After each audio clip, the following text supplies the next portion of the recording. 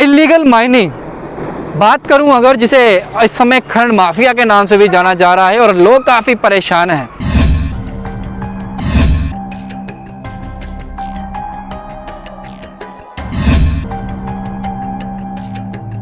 Illegal mining धड़ल्ले से चल रही है और इस समय वहां के डीएमओ जो हैं वो काफ़ी चर्चित भी चल रहे हैं। सवाल ये है, आखिरकार इतना प्रेम डीएमओ कठुआ जो है उनके साथ प्रशासन को क्यों?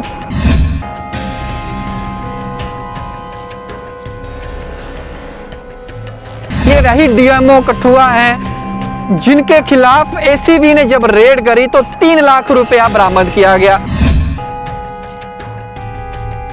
डिस्ट्रिक्ट माइनिंग अफसर बोधराज जो मोस्ट करप्ट पर्सन है, करप्ट आदमी है, गुंडा है, वो तीसरी बार जहां कठुआ में आ गया।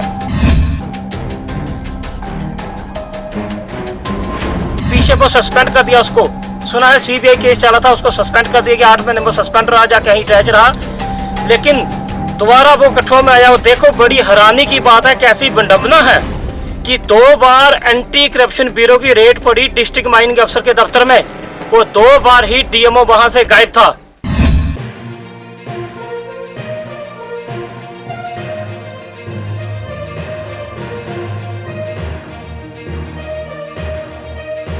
खनन माफिया इस नाम से अब सब भली भांति परिचित हैं। यहाँ एक तरफ नशा तस्करी, पशु तस्करी, हथियार तस्करी जैसे बड़े अपराध हो रहे हैं, वही साथ साथ इस समय खनन माफिया इतना सक्रिय और बेखौफ हो चुका है कि ऐसा लगता है कि तमाम संबंधित विभाग आंखें बंद करने को मजबूर हो चुके हैं।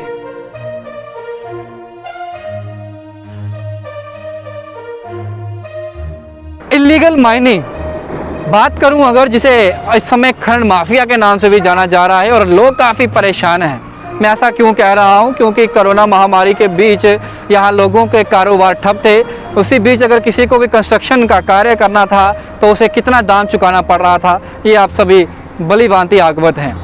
मेरी विनती है कि जो खबर सच्चाई की होती है, पुलिस उसको लगाया करो, उस पर देखा करो। अरे जो खाना पीना वो खाओ, जो माल खाना बेशक खाओ, लेकिन सच्चाई की खबर की भी लगाओ। मेरे पास प्रमाण है, मैं प्रमाण के साथ बोलता हूँ। और कुछ मीडिया वाले तो मेरे को ये भी धमकी देते हैं कि अगर आप कोई ऐसा बोलोगे तो हम आपकी खबर नहीं लगाएंगे। मैंने बोला भाई, कठुआ में बहुत अच्छे मीडियाकार बैठे हुए हैं, पत्रकार अच्छे भी बैठे हुए हैं, ऐसी बात नहीं है। हमारा मैटर कोई मेरा जो पर्सनल मैटर नहीं है। मेरी रावी रीवरक्षक कमेटी है, मीडिया घड़ियाल के 25,000 पॉपुलेशन है और ये नॉन पोलिटिकल प्रोग्राम करते। मैं किसी पोलिटिकल वजह से नहीं कहता, जो मैं पोलिटिकल में हूँ था वो हूँ। ये जो इशू है इसको ध्यान में लाएं, देखें।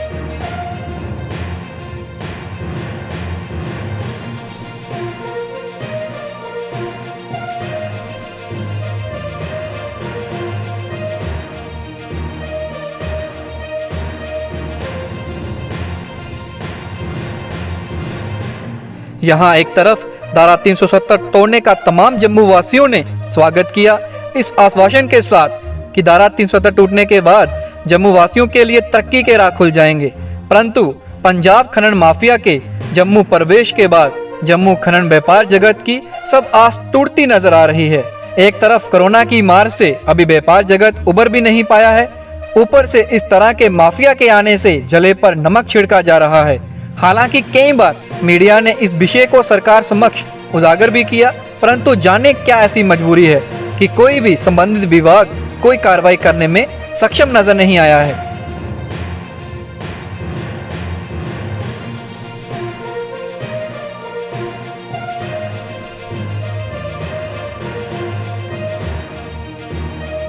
इल्लीगल माइनिंग धड़ल्ले से चल रही है और इस समय वहाँ के डीएमओ जो हैं वो काफ़ी चर्चित भी चल रहे हैं। मैं ऐसा क्यों कह रहा हूँ? क्योंकि वह एक इकलौते ऐसे डीएमओ होंगे जम्मू की, अगर मैं बात करूँ, जिन्हें 1 बार नहीं, 2 बार नहीं, 3 बार नहीं, बल्कि 4 बार एक ही जगह पर जो है वो नियुक्त किया गया है।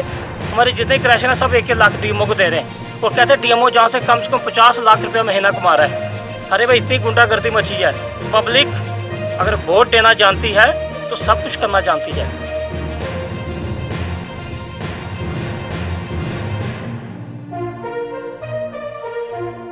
हालांकि इस विषय को सरकारी दफ्तर द्वारा पुलिस के उच्च अधिकारियों तक कई शिकायतें दर्ज भी करवाई गई, परंतु कोई असर देखने को नहीं मिला। ऐसे में सवालिया चिन्ह ये भी लगता है कि इस खामोशी की वजह कहीं बड़े पैमाने पर रिश्वत तो नहीं। हम ऐसा इल्जाम नहीं लगा रहे हैं, परंतु ये सवाल हर नागरिक के मन में जरूर उठता है। अब यहाँ सवाल ये उठता है, यदि प्रशासन ईमानदारी से काम कर रहा है तो फिर क्या मजबूरी है कि एक ही डीएमओ को कठुआ जिले में चौथी बार नियुक्त किया गया है। हालांकि इससे पहले उधमपुर के कार्यकाल में एसीबी द्वारा छापेमारी भी की गई, तो एक अफसर जिसके खिलाफ एसीबी में केस दर्ज है उसी को चौथी बार क्यों नियुक्त किया जाता है। ये एक ऐसा सवाल है जिसका जवाब हम सब समझ सकते हैं। रियासत जम्मू कश्मीर के हालात से हम सब वाकिफ हैं।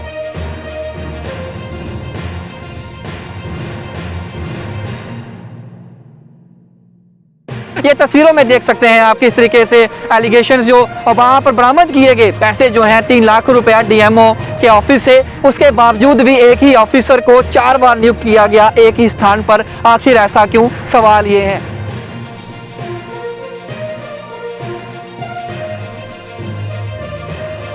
ऊपर से इस प्रकार के माफिया से खनन के दाम आसमान छूने को विवश हैं।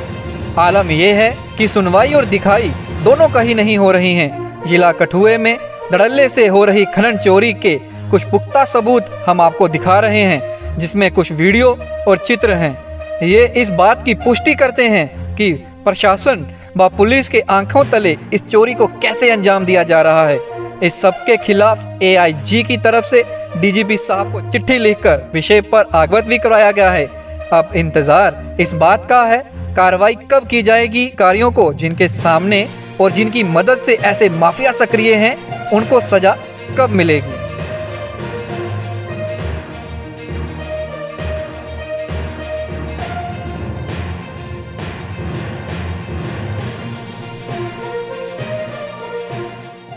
इलीगल माइनिंग बात करूं अगर, जिसे इस समय खनन माफिया के नाम से भी जाना जा रहा है और लोग काफ़ी परेशान हैं। मैं ऐसा क्यों कह रहा हूं, क्योंकि कोरोना महामारी के बीच यहां लोगों के कारोबार ठप थे। उसी बीच अगर किसी को भी कंस्ट्रक्शन का कार्य करना था तो उसे कितना दाम चुकाना पड़ रहा था, ये आप सभी भली भांति अवगत हैं। मैं इलीगल माइनिंग का विषय लेकर आया हूं और जो बातें रखने जा रहा हूं इसे आप ध्यान से सुनिएगा और अंत में वीडियो के अपनी राय अवश्य रखिएगा।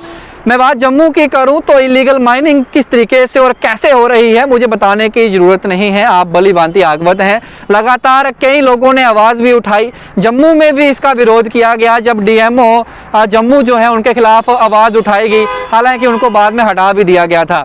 लेकिन बढ़ते दाम जो हैं, जो खनन माफिया के चलते जो बढ़ते दाम है उसमें भी दाम जो है वो आसमान छू रहे हैं और आम लोग जो है सीधा असर उन्हीं पर पड़ रहा है। और इसका असर ये हो रहा है कि गरीब पिसता चला जा रहा है और अमीर की तिजोरियां जो है वो बढ़ती चली जा रही हैं। ऐसा ही एक मामला जो है वो कठुआ से सामने आया है। यहाँ पर इलीगल माइनिंग धड़ल्ले से चल रही है और इस समय वहाँ के डीएमओ जो हैं वो काफ़ी चर्चित भी चल रहे हैं। मैं ऐसा क्यों कह रहा हूँ, क्योंकि वह एक इकलौते ऐसे डीएमओ होंगे जम्मू की अगर मैं बात करूँ जिन्हें एक बार नहीं, 2 बार नहीं, 3 बार नहीं बल्कि 4 बार एक ही जगह पर जो है वो नियुक्त किया गया है। सवाल ये है आखिरकार इतना प्रेम डीएमओ कठुआ जो है उनके साथ प्रशासन को क्यों? जो एडमिनिस्ट्रेशन देखभाल कर रहा है, जो एडमिनिस्ट्रेशन जो नियुक्ति कर रहा है उसको इतना प्रेम क्यों? आखिर उच्च अधिकारियों को डीएमओ कठुआ इतने प्यारे क्यों? ये वही डीएमओ कठुआ हैं जिनके खिलाफ एसीबी ने जब रेड करी तो 3 लाख रुपया बरामद किया गया। केस चल रहा है लेकिन उसके बावजूद भी इन्हें हटाया नहीं गया। इनको वही कठुआ में फिर से नियुक्त किया गया और ये चौथी मर्तबा है जब इन्हें नियुक्त किया गया है। एसीबी ने अपना काम किया। मैं पहले आपको एक चिट्ठी दिखाऊंगा। ये चिट्ठी आप देखिए, इस चिट्ठी में साफ तौर पर पुलिस हेडक्वार्टर्स जो हैं एआईजी के द्वारा जो चिट्ठी लिखी गई डीजीपी को, उसमें उन्होंने तमाम जो इनका लिखा चिट्ठा है उसमें लिखा हुआ है क्या क्या कारनामे इनके हैं, क्यों इनको ज़रूरत है और इनको हटाया जाना चाहिए, तमाम चीज़ें इस चिट्ठी में लिखी गई हैं। पहले आप ये चिट्ठी देखिए।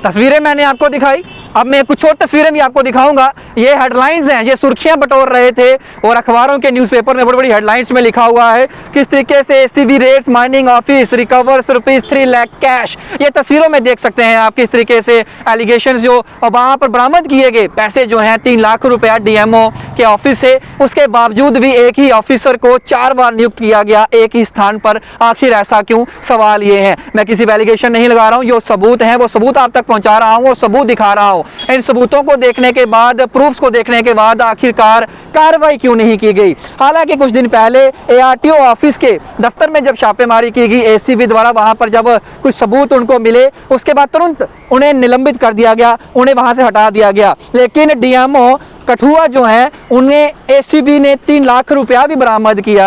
एक बार नहीं, 2 बार नहीं, 3 बार नहीं, बल्कि 4 बार उन्हें इनाम के तौर पर वही का डीएमओ बनाकर नियुक्त किया गया। ये कहां की नाइंसाफी है? और एडमिनिस्ट्रेशन आखिरकार कब तक सोया रहेगा?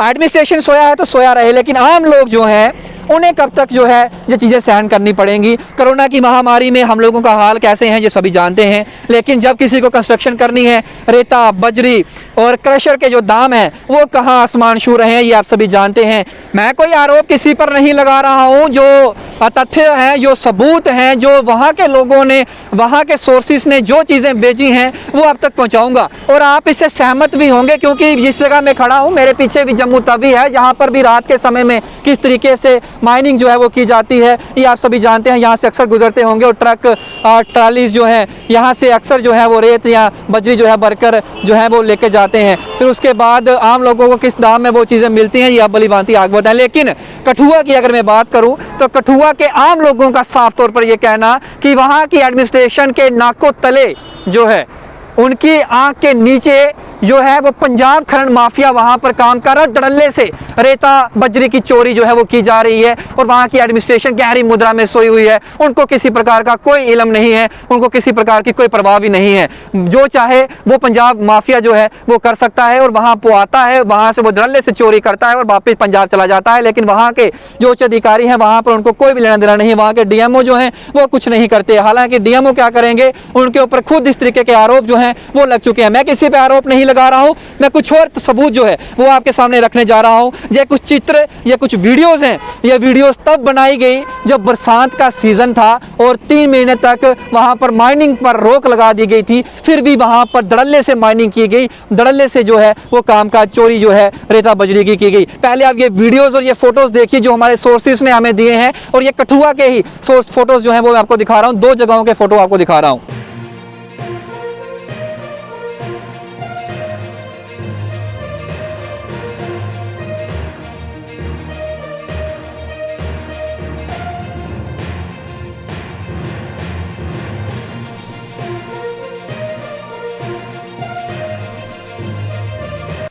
ये बहुत गलत बात है। हमने अभी एक प्रोटेस्ट करेंगे और ऐसा प्रोटेस्ट करेंगे जहाँ तो हम 20-25 हज़ार लोग मर जाएंगे, तो जहाँ से डीएमओ के खिलाफ कड़ी से कड़ी एक्शन करना होगा। हमारे डीसी साहब, हमारे डीसी यादव साहब, आप कठुआ में आए, प्लीज़ थोड़ा इसको देखिए इस मैटर को। अगर पब्लिक सड़कों पे आएगी, कुछ ऐसी वैसी बात होगी, किसी के साथ कोई चोट होगी, तो फिर आप उसके बाद एक्शन करेंगे। कौन सा प्रेशर है? हम लोग कोई गलत बात नहीं कर रहे हैं, हम यही कह रहे हैं कि इलीगल माइनिंग को बंद करो। अभी बैन है तो 6-7 क्रैशेज चल रहे हैं, अगर जो खुलेगी तो पूरे 32 के 32 चलेंगे। जो इशू है इसको ध्यान में लाएं, देखें। हम 3-4 दिन के बाद ऐसा बड़ा प्रोटेस्ट करेंगे जैसे हमने पहले किया था, हाईवे ब्लॉक्स करेंगे और डीसी ऑफिस का घेराव करेंगे। जब तक डीसी साहब नीचे आके इस डीएमओ को सस्पेंड करने का ऑर्डर नहीं देते तब तक हम वहां से उठेंगे नहीं।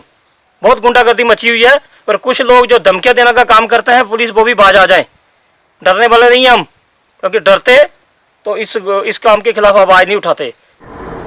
तस्वीरें भी आपको दिखाई, जो तथ्य थे वो भी आप तक पहुंचाए।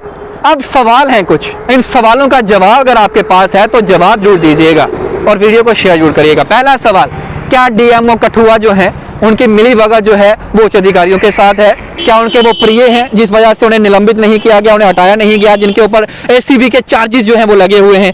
दूसरा बड़ा सवाल, एसीबी ने जब 3 लाख रुपया बरामद किया उसके बावजूद भी कोई कार्रवाई आगे की क्यों नहीं की गई? ऐसे ही जब एआरटीओ ऑफिस में जब रेड डाली, वहां पर जब उनको सबूत मिले उसके तुरंत बाद उन्हें हटा दिया गया वहां से, लेकिन इनके ऊपर कार्रवाई आखिरकार क्यों नहीं की गई जो डीएमओ कठुआ हैं? इसके अलावा जब पुलिस हेडक्वार्टर्स ने चिट्ठी लिखी डीजीपी को, तो उसके बाद भी कार्रवाई क्यों नहीं की गई? और क्या कुछ आला ऑफिसर भी जो हैं वो इसमें मिले हुए हैं? क्या उनकी भागीदारी भी इसके अंदर है, जिस वजह से डीएमओ कठुआ जो हैं वो आराम से अपने एसी ऑफिस में बैठकर कार्य कर रहे हैं?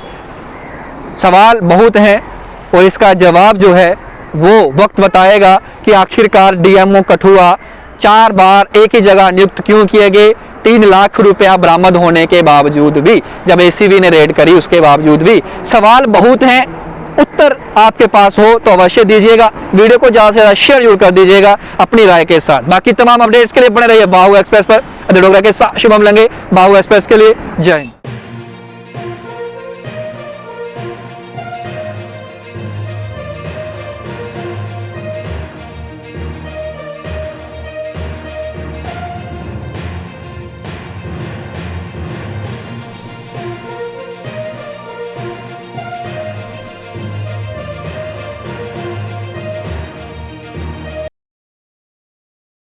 वालो दी वीजा फैक्ट्री आई ऑस्ट्रेलिया होवे या अमेरिका, हर कंट्री हर मुल्क दा जल्दी वीजा लवालो दी वीजा फैक्ट्री आई। कभी बेड सोने के अलावा खेल का मैदान होता है,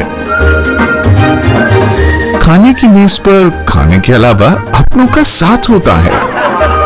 इसीलिए तो हम कहते हैं कि एक मकान घर तब बनता है जब वो KS फर्नीचर से सजता है।